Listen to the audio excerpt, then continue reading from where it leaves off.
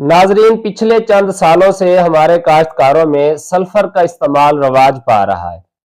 तो इस हवाले से हमारे गंदम के काश्तकारों का भी ये सवाल होता है कि क्या गंदम में सल्फर का इस्तेमाल करना जरूरी है? अगर इस्तेमाल करें तो कब करें, कौन सा सल्फर करें और कितनी मिकदार में इस्तेमाल करें?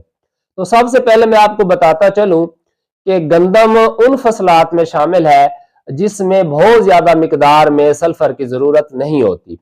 यानी अगर 4 से 6 किलोग्राम फी एकड़ सल्फर दस्तयाब हो जाए तो गंदम की जरूरियात पूरी हो जाती है।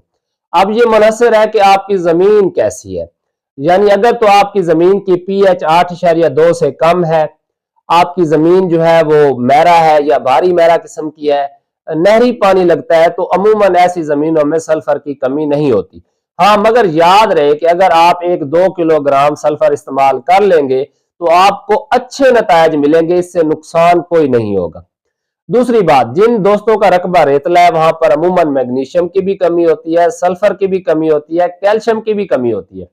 तो जो हमारे रेतले रकबे हैं जिनकी पीएच 8.2 से भी ज्यादा है, या इसके अलावा जो नमकियात से मुतासरा जमीनें होती है और वो जमीनें जो बहुत ज्यादा चिकनी होती है, चिकनी जमीनों में सल्फर की कमी नहीं होती, मगर इन जमीनों में मसाम खोलने के लिए, पानी का इंतजाम बेहतर करने के लिए अगर आप सल्फर इस्तेमाल करेंगे तो उससे आपको मस्बत नतायज नजर आएंगे।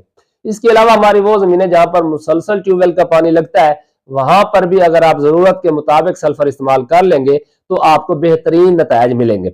अब मैं बार बार जरूरत के मुताबिक कह रहा हूं, इसलिए कह रहा हूं कि अगर तो आपका रेतला रकबा है, कमजोर जमीन है, फिर तो हो सकता है आपको 4 से 6 किलोग्राम फी एकड़ सल्फर इस्तेमाल करनी पड़े। मगर अगर आपका सेहतमंद रकबा है और जस्ट आप इसकी बेहतरी के लिए, नाइट्रोजन की अफादियत को बढ़ाने के लिए सल्फर इस्तेमाल करना चाहते हैं, तो फिर 2 किलोग्राम फी एकड़ भी काफी है। इसी तरह अगर इससे थोड़ा सा और जे भी ज्यादा देती है तो फिर आप 4 किलोग्राम फी एकड़ कर ले। मगर ये जो आपने सल्फर इस्तेमाल करनी है, ये जब भी करनी है आपने यूरिया खाद के साथ इस्तेमाल करनी है। यानी अगर आप यूरिया खाद का छटा कर रहे हैं तो 1 किलोग्राम सल्फर का उसके ऊपर धूड़ा करके उसे अच्छी तरह मिक्स कर लें। पहले यूरिया को आपने हल्का सा गीला कर लेना है एटोमाइजर के साथ, उसके ऊपर सल्फर जैसे ये क्यूमुलस वगैरह है वो डालते जाए, मिक्स करते जाए और उस यूरिया का छटा कर दें। इसी तरह अगर आप यूरिया फ्लड कर रहे हैं तो साथ में 1 किलोग्राम जो है 80% वाला सल्फर वो मिला के भी आप फ्लड कर सकते हैं।